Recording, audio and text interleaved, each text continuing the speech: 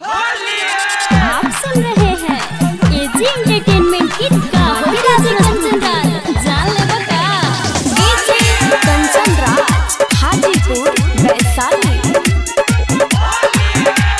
अब तारू आई हो जाई विदाई फागुन में भइल शादी सेट हो। अब तारू आई हो जाई विदाई फागुन में भइल शादी सेट हो।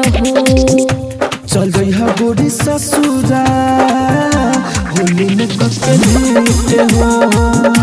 चल जइहा गोरी ससुरा होली में कके भेंट हो। करे जा एजी रिकॉर्डिंग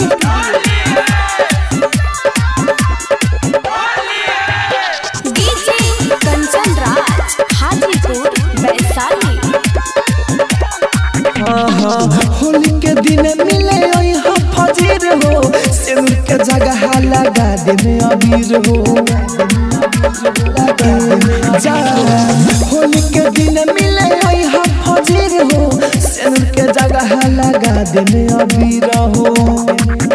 बोलो कैसे आई लागल पहरा भाई घरवा के बंद भइल गेट हो। चल जइहा गोरी ससुरा होली में कके भेंट हो। चल जइहा गोरी ससुरा होली में कके भेंट हो। आप सुन रहे हैं एजी एंटरटेनमेंट की धमाकेदार प्रस्तुति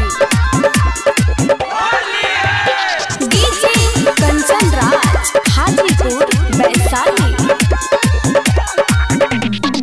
जौन गिरावा तू अखिया से पानी लेके जाई हो राहुल राजधानी। जौन गिरावा तू अखिया से पानी लेके जाई हो राहुल राजधानी। होली में का भइल जोड़िए टूट गइल माहिर मुकेश ना होख अपसेट हो। चल जइहा गोरी ससुरा होली में कके भेंट हो। चल जइहा गोरी ससुरा होली में कके भेंट हो। ए जान स्टूडियो रोशनपुर सपहा।